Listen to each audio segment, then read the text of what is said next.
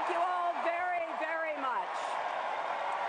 Thank you for that amazing welcome. Thank you all for the great convention that we've had. And Chelsea, thank you. I am so proud to be your mother and so proud of the woman you've become. Thank you for bringing Mark into our family and Charlotte and Aiden into the world.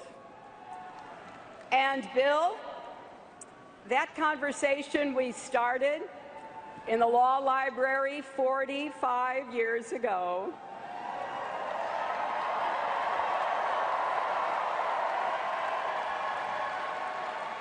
it is still going strong.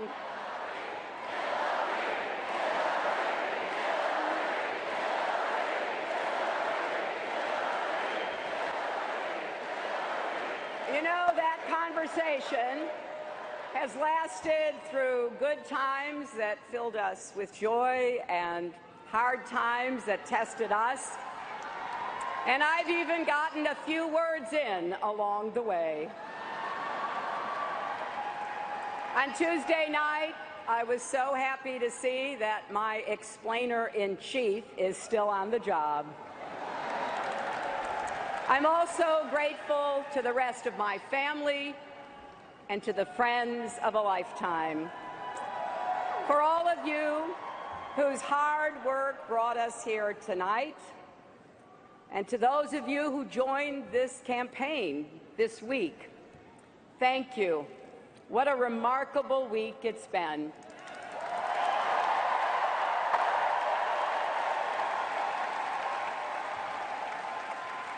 We heard the man from hope, Bill Clinton, and the man of hope, Barack Obama.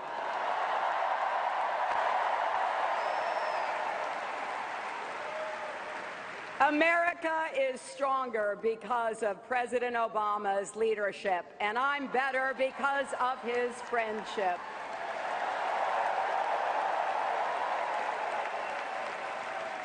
We heard from our terrific Vice President, the one and only Joe Biden.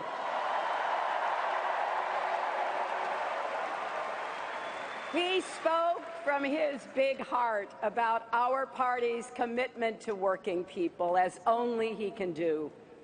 And First Lady Michelle Obama reminded us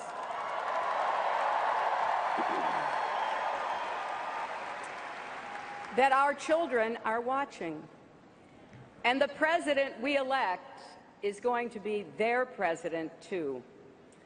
And for those of you out there who are just getting to know Tim Kaine,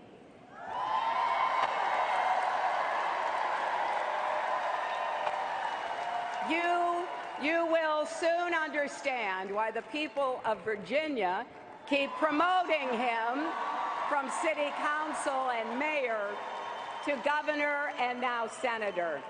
And he will make our whole country proud as our vice president.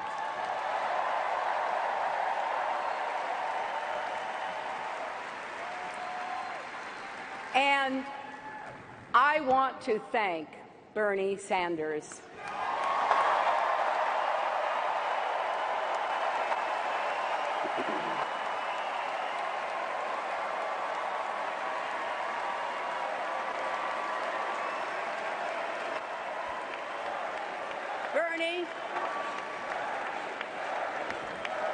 Bernie, your campaign inspired millions of Americans, particularly the young people who threw their hearts and souls into our primary. You've put economic and social justice issues front and center where they belong. And to all of your supporters here and around the country, I want you to know, I've heard you. Your cause is our cause.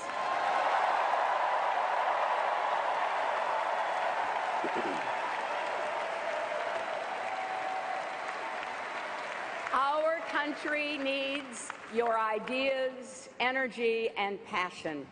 That is the only way we can turn our progressive platform into real change for America.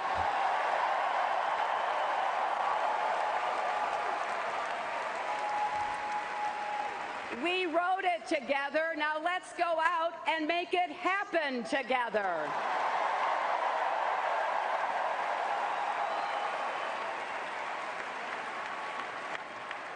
My friends, we've come to Philadelphia, the birthplace of our nation, because what happened in this city 240 years ago still has something to teach us today.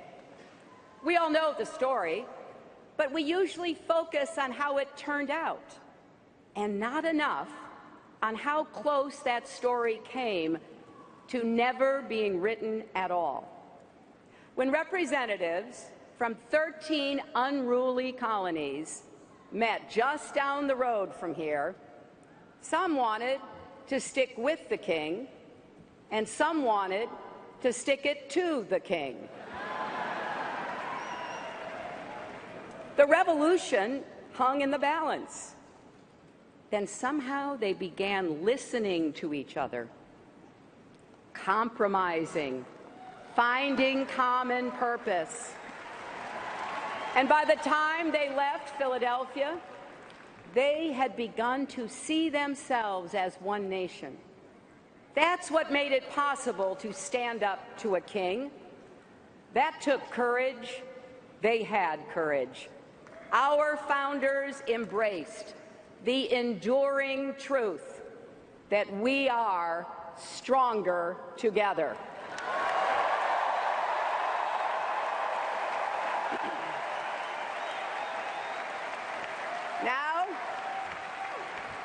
Now America is once again at a moment of reckoning. Powerful forces are threatening to pull us apart. Bonds of trust and respect are fraying. And just as with our founders, there are no guarantees. It truly is up to us. We have to decide whether we will all work together so we can all rise together.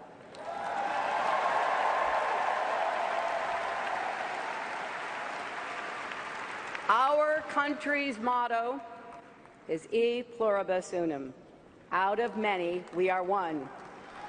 Will we stay true to that motto? Well, we heard Donald Trump's answer last week at his convention. He wants to divide us from the rest of the world and from each other. He's betting that the perils of today's world will blind us to its unlimited promise. He's taken the Republican Party a long way, from morning in America to midnight in America. He wants us to fear the future and fear each other. Well, you know, a great Democratic president, Franklin Delano Roosevelt, came up with the perfect rebuke to Trump more than 80 years ago during a much more perilous time. The only thing we have to fear is fear itself.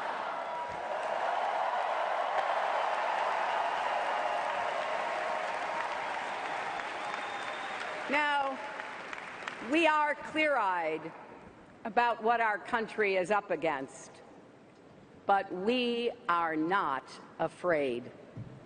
We will rise to the challenge, just as we always have. We will not build a wall. Instead, we will build an economy where everyone who wants a good job can get one.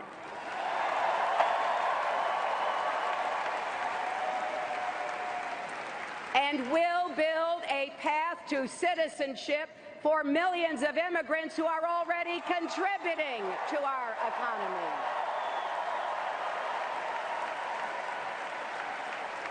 We will not ban a religion. We will work with all Americans and our allies to fight and defeat terrorism.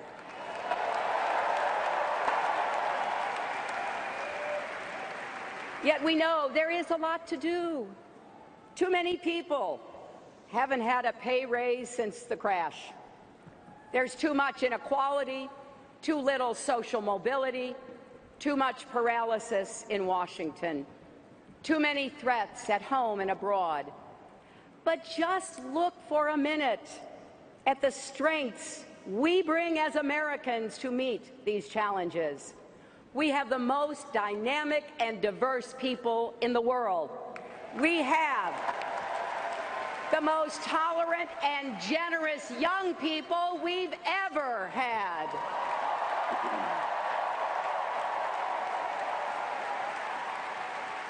We have the most powerful military, the most innovative entrepreneurs, the most enduring values: freedom and equality, justice and opportunity.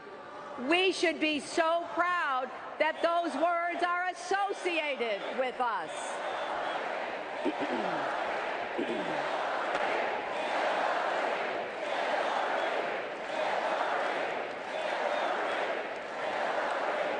I have to tell you, as your Secretary of State, I went to 112 countries. When people hear those words, they hear America. So, don't let anyone tell you that our country is weak. We're not. Don't let anyone tell you we don't have what it takes. We do. And most of all, don't believe anyone who says, "I alone can fix it." Yes, those were actually Donald Trump's words in Cleveland. And they should set off alarm bells for all of us. Really? I alone can fix it? Isn't he forgetting troops on the front lines, police officers and firefighters who run toward danger, doctors and nurses who care for us, teachers who change lives, entrepreneurs who see possibilities in every problem, mothers who lost children to violence and are building a movement to keep other kids safe? He's forgetting every last one of us. Americans don't say, "I alone can fix it." We say, "We'll fix it together."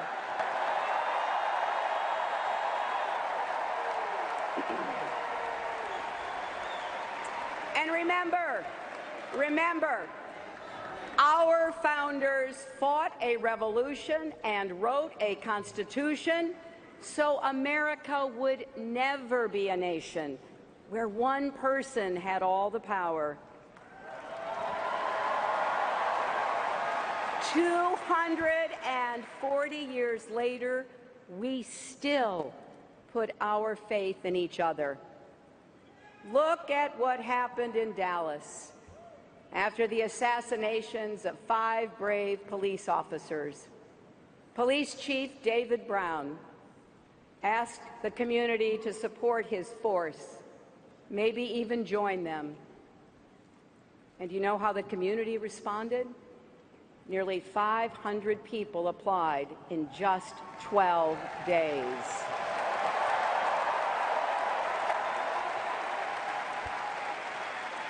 That's how Americans answer when the call for help goes out. 20 years ago, I wrote a book called "It Takes a Village." And a lot of people looked at the title and asked, "What the heck do you mean by that?" This is what I mean. None of us can raise a family, build a business, heal a community, or lift a country totally alone. America needs every one of us to lend our energy, our talents, our ambition to making our nation better and stronger. I believe that with all my heart. That's why Stronger Together is not just a lesson from our history. It's not just a slogan for our campaign. It's a guiding principle for the country we've always been and the future we're going to build. A country where the economy works for everyone, not just those at the top.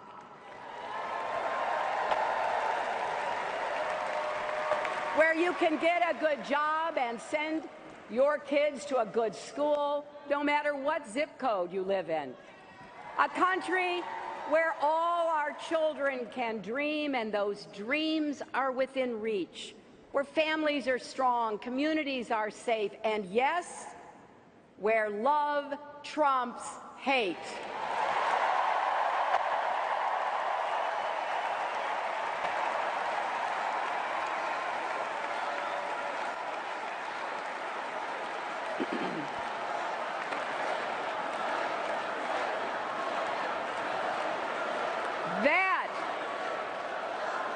That's the country we're fighting for. That's the future we're working toward.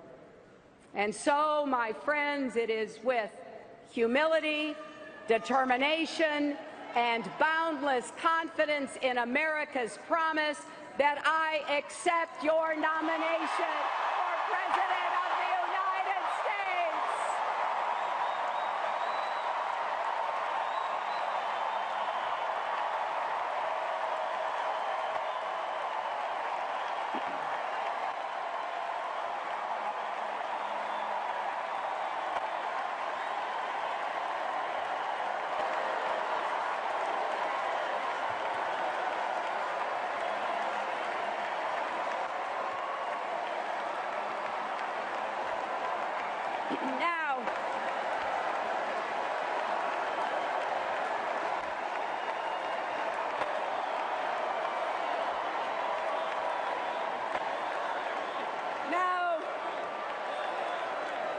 Now, sometimes the people at this podium are new to the national stage. As you know, I'm not one of those people. I've been your First Lady, served 8 years as a senator from the great state of New York.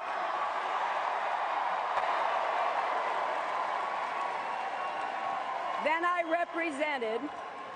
I represented all of you as Secretary of State. But my job titles only tell you what I've done. They don't tell you why. The truth is, through all these years of public service, the service part has always come easier to me than the public part. I get it that some people just don't know what to make of me. So let me tell you, the family I'm from, well, no one had their name on big buildings. My family were builders of a different kind.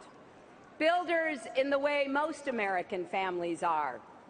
They used whatever tools they had, whatever God gave them, and whatever life in America provided, and built better lives and better futures for their kids.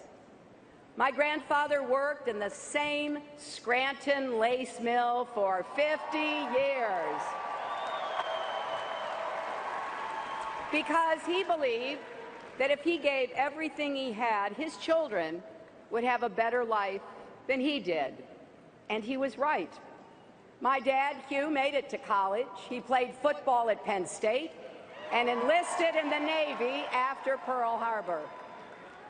When the war was over, he started his own small business printing fabric for draperies. I remember watching him stand for hours over silk screens. He wanted to give my brothers and me opportunities he never had, and he did. My mother, Dorothy, was abandoned by her parents as a young girl. She ended up on her own at 14, working as a housemaid. She was saved by the kindness of others. Her first-grade teacher saw she had nothing to eat at lunch and brought extra food to share the entire year. The lesson she passed on to me years later stuck with me. No one gets through life alone.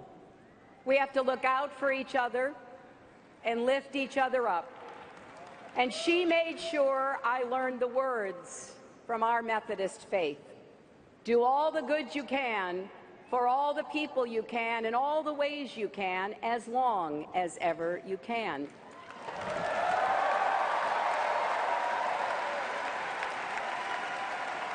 So I went to work for the Children's Defense Fund, going door to door in New Bedford, Massachusetts, on behalf of children with disabilities who were denied the chance to go to school.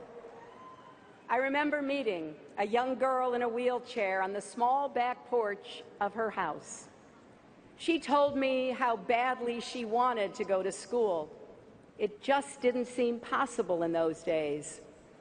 And I couldn't stop thinking of my mother and what she'd gone through as a child. It became clear to me that simply caring is not enough. To drive real progress, you have to change both hearts and laws. You need both understanding and action. So we gathered facts, we built a coalition, and our work helped convince Congress to ensure access to education for all students with disabilities. It's a big idea, isn't it? Every kid with a disability has the right to go to school.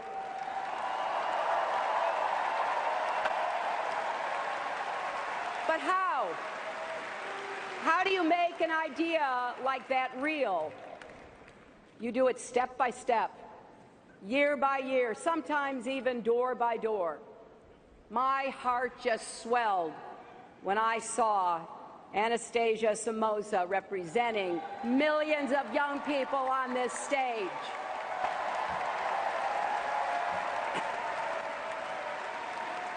Because we changed our law to make sure she got an education. So it's true. I sweat the details of policy, whether we're talking about the exact level of lead in the drinking water in Flint, Michigan, the number of mental health facilities in Iowa, or the cost of your prescription drugs. Because it's not just a detail if it's your kid, if it's your family. It's a big deal. And it should be a big deal to your president, too.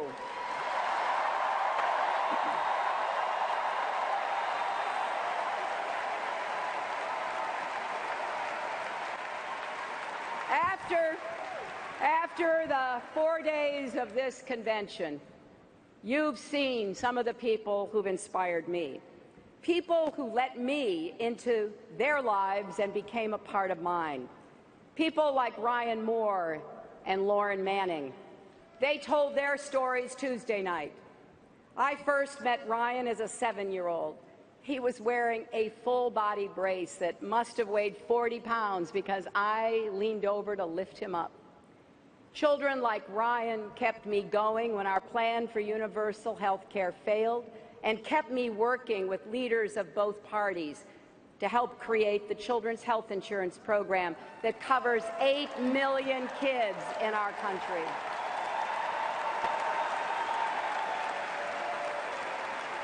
Lauren Manning, who stood here with such grace and power, was gravely injured on 9/11. It was the thought of her and Debbie St. John, who you saw in the movie, and John Dolan and Joe Sweeney and all the victims and survivors that kept me working as hard as I could in the Senate on behalf of 9/11 families and our first responders who got sick from their time at Ground Zero. I was thinking of Lauren, Debbie, and all the others 10 years later in the White House Situation Room when President Obama made the courageous decision that finally brought Osama bin Laden to justice.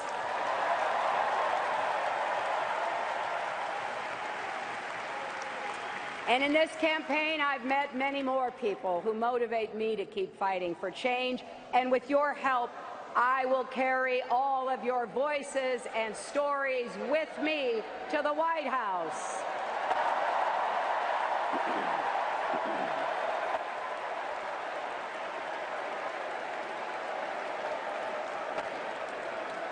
And you heard some from Republicans and independents who are supporting our campaign.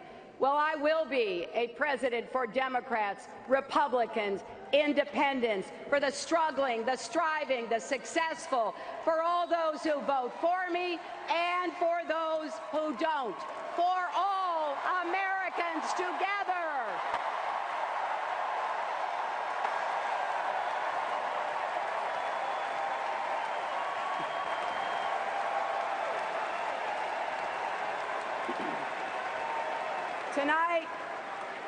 Tonight, we've reached a milestone in our nation's march toward a more perfect union.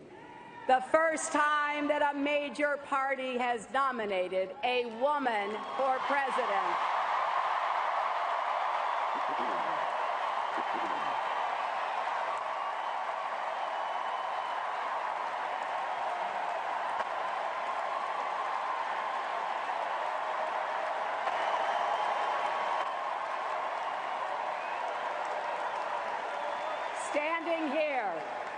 Standing here as my mother's daughter and my daughter's mother, I'm so happy this day has come. I'm happy for grandmothers and little girls and everyone in between.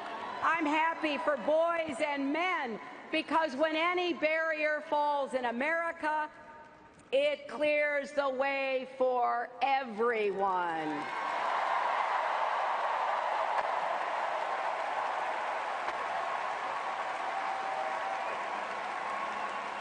After all, when there are no ceilings, the sky's the limit.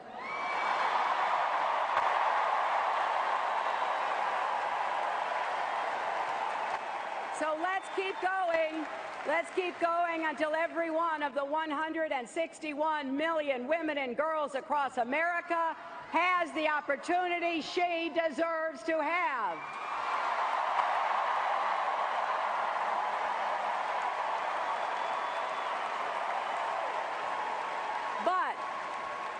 Even more important than the history we make tonight is the history we will write together in the years ahead. Let's begin with what we're going to do to help working people in our country get ahead and stay ahead. Now, I don't think President Obama and Vice President Biden get the credit they deserve for saving us from the worst economic crisis of our lifetimes.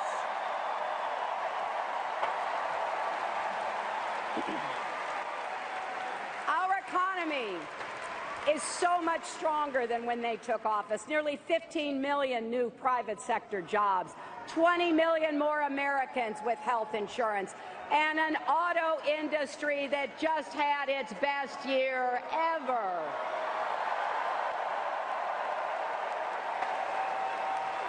Now, that's real progress. But none of us can be satisfied with the status quo, not by a long shot. We're still facing deep-seated problems that developed long before the recession and have stayed with us through the recovery. I've gone around the country talking to working families, and I've heard from many who feel like the economy sure isn't working for them. Some of you are frustrated, even furious. And you know what? You're right.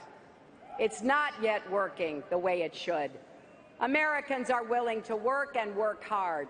But right now, an awful lot of people feel there is less and less respect for the work they do, and less respect for them, period. Democrats, we are the party of working people.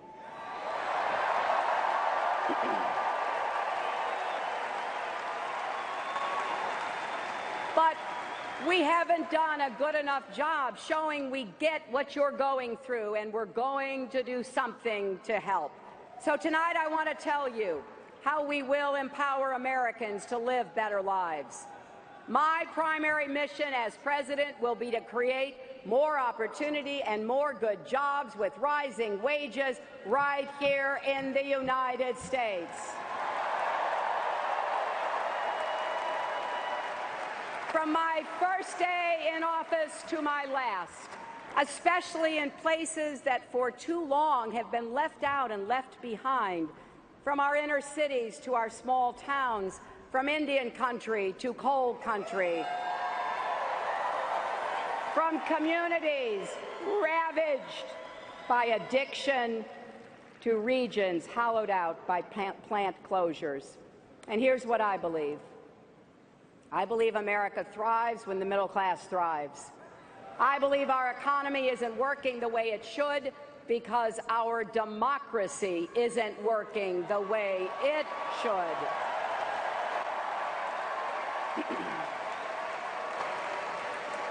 That's why we need to appoint Supreme Court justices who will get money out of politics and expand voting rights, not restrict them.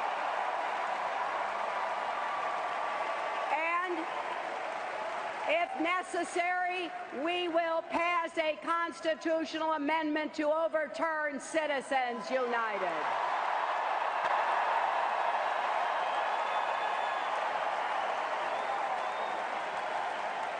I believe American corporations that have gotten so much from our country should be just as patriotic in return. Many of them are, but too many aren't. It's wrong to take tax breaks with one hand and give out pink slips with the other. And I believe Wall Street can never, ever be allowed to wreck Main Street again.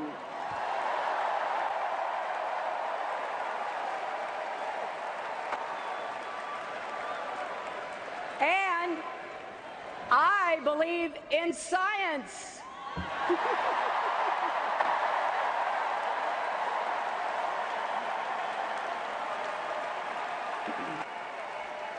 I believe climate change is real and that we can save our planet while creating millions of good-paying clean energy jobs.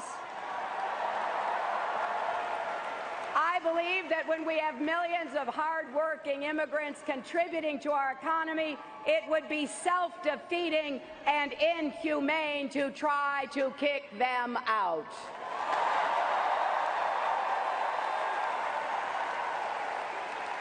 Comprehensive immigration reform will grow our economy and keep families together, and it's the right thing to do. So, whatever party you belong to, or if you belong to no party at all, if you share these beliefs, this is your campaign.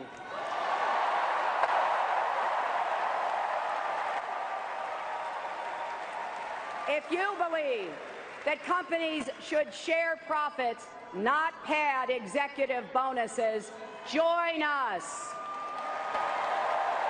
If you believe the minimum wage should be a living wage and no one working full-time should have to raise their children in poverty, join us. If you believe that every man, woman, and child in America has the right to affordable health care, join us. If you believe that we should say no to unfair trade deals, that we should stand up to China, that we should support our steel workers and auto workers and homegrown manufacturers, then join us.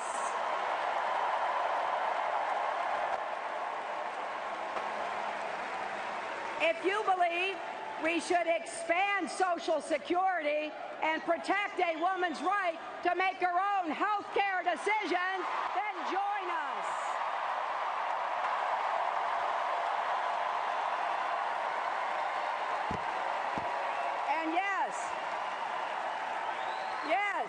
if you believe that your working mother, wife, sister, or daughter deserves equal pay, join us.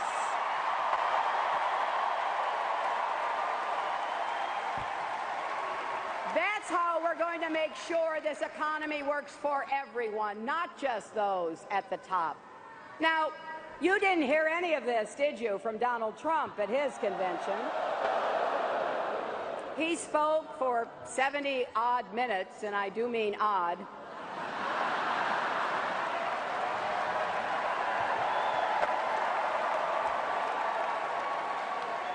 And he offered zero solutions. But we already know he doesn't believe these things. No wonder he doesn't like talking about his plans. You might have noticed I love talking about mine.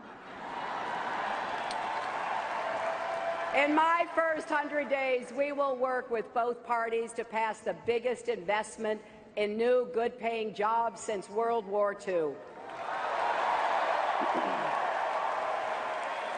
Jobs in manufacturing, clean energy, technology and innovation, small business and infrastructure.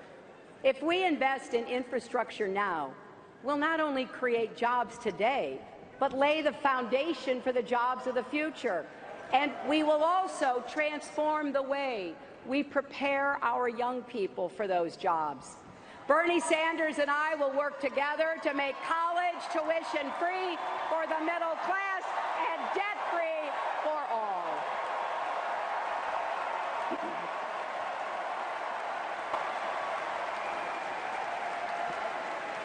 We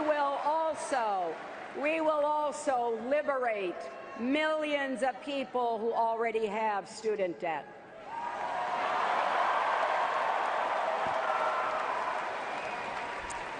It's just not right that Donald Trump can ignore his debts and students and families can't refinance their debts.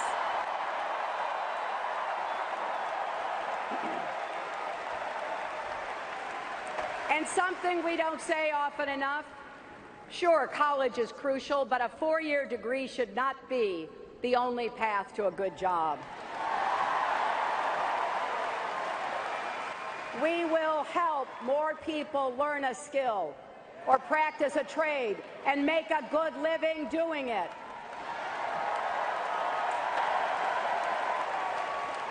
We will give small businesses like my dad's a boost, make it easier to get credit. Way too many dreams die in the parking lots of banks. In America, if you can dream it, you should be able to build it. And we will help you balance family and work. And you know what? If fighting for affordable child care and paid family leave is playing the woman card, then deal me in.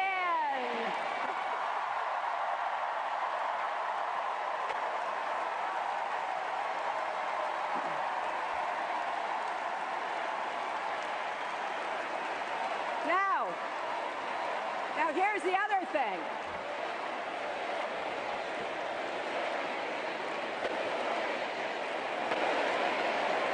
Now, we're not only going to make all of these investments, we're going to pay for every single one of them. And here's how. Wall Street, corporations, and the super rich are going to start paying their fair share of taxes.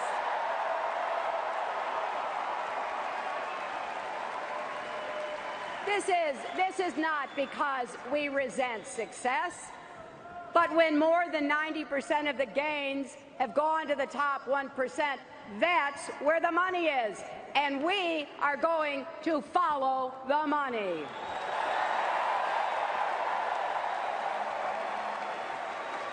And if companies take tax breaks and then ship jobs overseas, we'll make them pay us back, and we'll put that money to work where it belongs, creating jobs here at home. Now I imagine that some of you are sitting at home thinking, well, that all sounds pretty good, but how are you going to get it done? How are you going to break through the gridlock in Washington? Well, look at my record. I've worked across the aisle to pass laws and treaties and to launch new programs that help millions of people. And if you give me the chance, that's exactly what I'll do as president. But then I also imagine people are thinking out there, but Trump, he's a businessman. He must know something about the economy. Well, let's take a closer look, shall we? In Atlantic City, 60 miles from here, you will find contractors and small businesses who lost everything because Donald Trump refused to pay his bills. Now, remember what the president said last night. Don't boo, vote.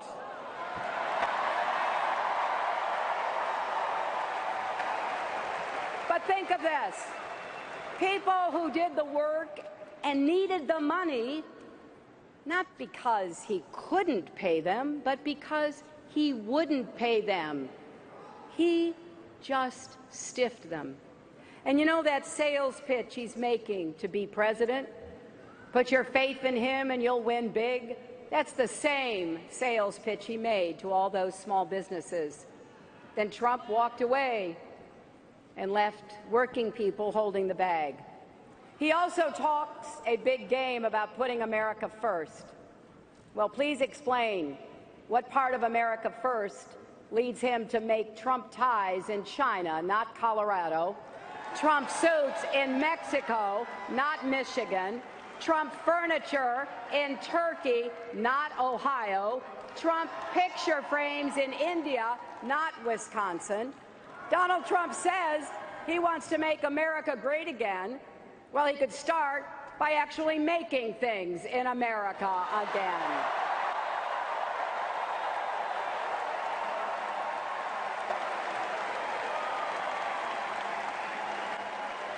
Now, the choice we face in this election is just as stark when it comes to our national security.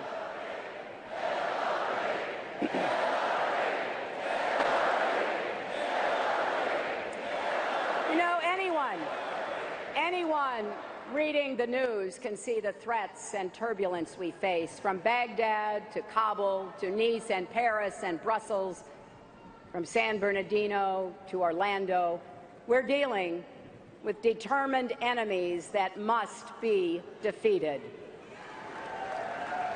So it's no wonder that people are anxious and looking for reassurance, looking for steady leadership, wanting a leader who understands we are stronger when we work with our allies around the world and care for our veterans here at home.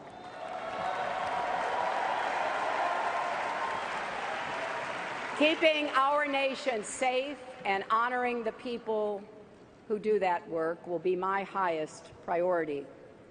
I'm proud that we put a lid on Iran's nuclear program without firing a single shot.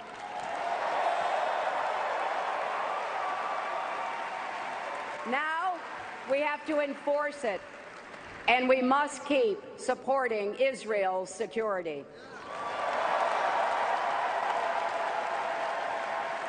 I'm proud that we shaped a global climate agreement.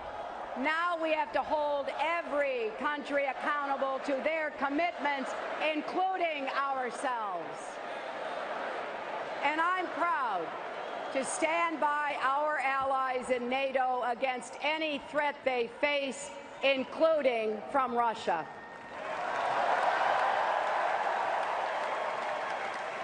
I've laid out my strategy for defeating ISIS. We will strike their sanctuaries from the air and support local forces taking them out on the ground. We will surge our intelligence so we detect and prevent attacks before they happen. We will disrupt their efforts online to reach and radicalize young people in our country. It won't be easy or quick, but make no mistake, we will prevail. Now, Donald Trump says, and this is a quote, I know more about ISIS than the generals do. No, Donald, you don't.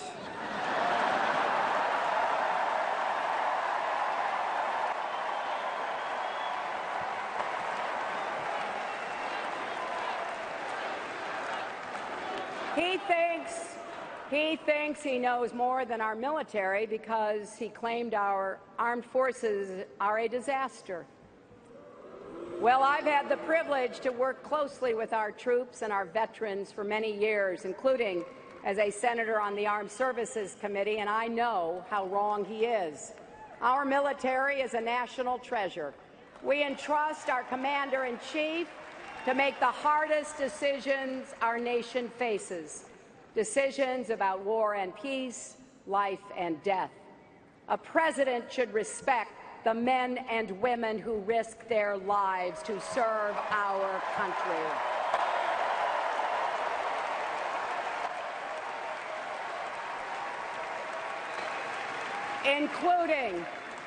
Including Captain Khan and the sons of Tim Kaine and Mike Pence, both Marines.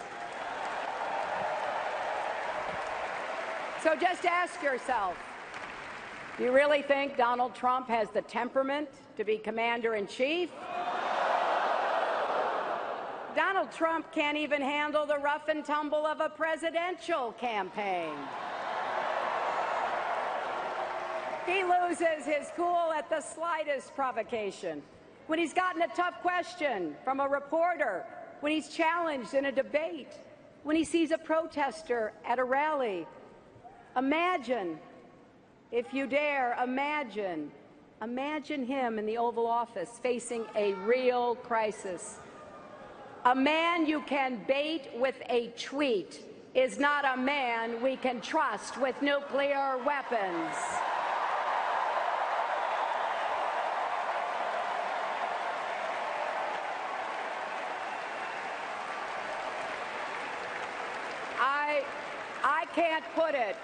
I can't put it any better than Jackie Kennedy did after the Cuban Missile Crisis.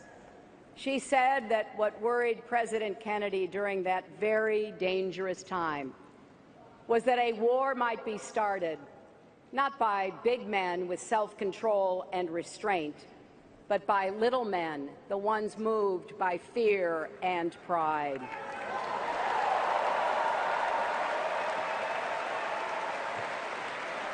America's strength doesn't come from lashing out. It relies on smarts, judgment, cool resolve, and the precise and strategic application of power. And that's the kind of commander-in-chief I pledge to be.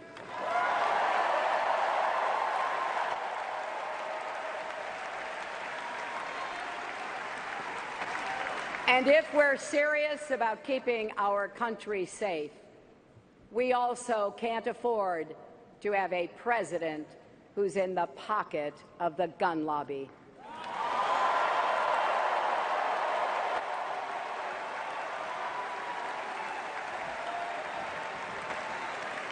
I'm not here to repeal the Second Amendment.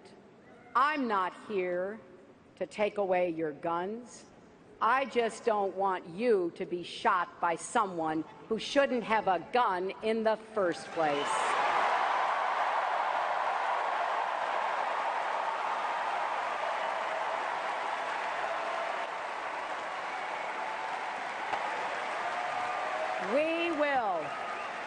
We will work tirelessly with responsible gun owners to pass common sense reforms and keep guns out of the hands of criminals, terrorists, and all others who would do us harm.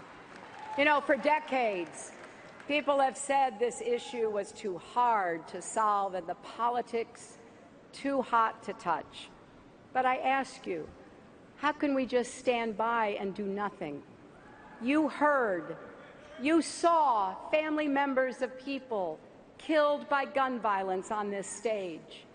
You heard, you saw family members of police officers killed in the line of duty because they were outgunned by criminals. I refuse to believe we can't find common ground here.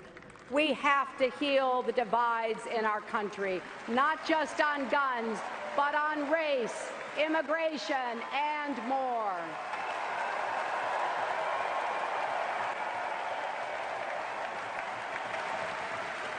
And that starts with listening to each other, trying as best we can to walk in each other's shoes.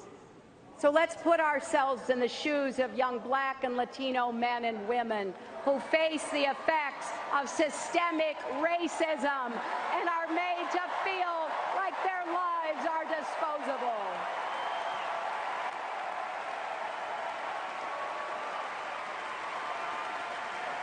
Let's put ourselves in the shoes of police officers kissing their kids and spouses goodbye every day, heading off to do a dangerous and necessary job. We will reform our criminal justice system from end to end and rebuild trust between law enforcement and the communities they serve.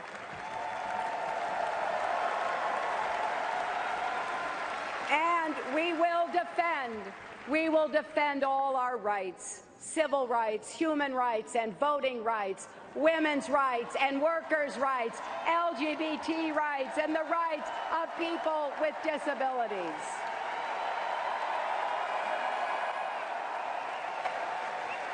And we will stand up against mean and divisive rhetoric wherever it comes from. You know, for the past year, many people made the mistake of laughing off Donald Trump's comments, excusing him as an entertainer just putting on a show. They thought he couldn't possibly mean all the horrible things he says, like when he called women pigs or said that an American judge couldn't be fair because of his Mexican heritage, or when he mocks and mimics a reporter with a disability or insults prisoners of war like John McCain, a hero and a patriot who deserves our respect. Now, at first, I admit, I couldn't believe he meant it either. It was just too hard to fathom that someone who wants to lead our nation could say those things, could be like that. But here's the sad truth. There is no other Donald Trump. This is it. And in the end, it comes down to what Donald Trump doesn't get. America is great because America is good.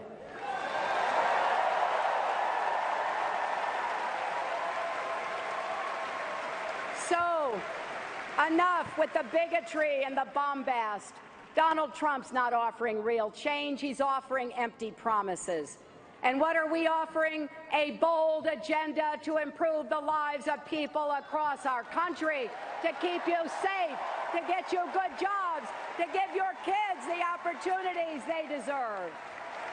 The choice is clear, my friends.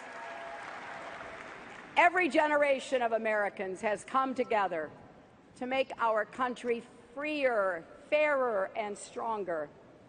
None of us ever have or can do it alone. I know that at a time when so much seems to be pulling us apart, it can be hard to imagine how we'll ever pull together. But I'm here to tell you tonight, progress is possible. I know because I've seen it in the lives of people across America who get knocked down and get right back up. And I know it from my own life. More than a few times, I've had to pick myself up and get back in the game.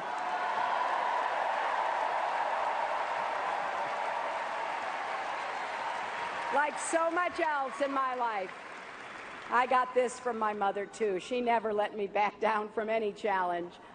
When I tried to hide from a neighborhood bully, she literally blocked the door.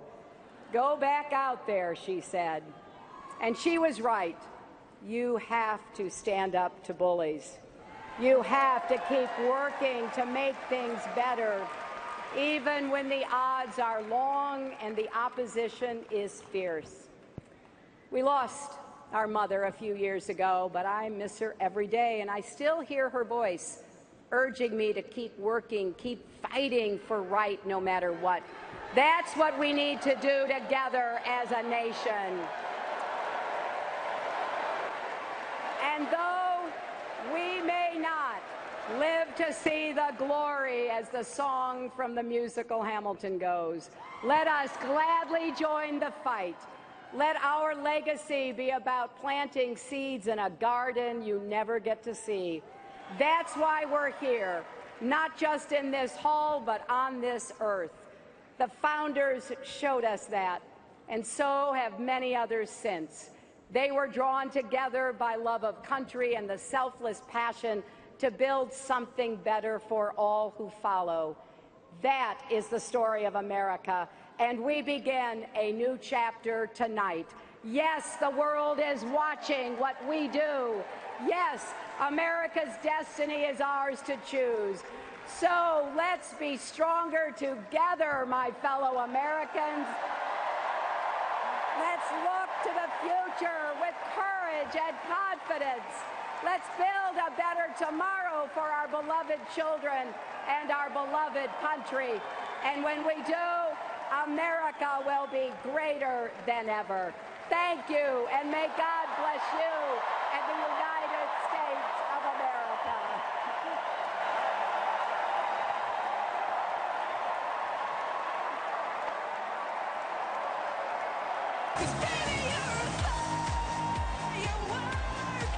Hey, NBC News fans, thanks for checking out our YouTube channel. Subscribe by clicking on that button down here, and click on any of the videos over here to watch the latest interviews, show highlights, and digital exclusives. Thanks for watching.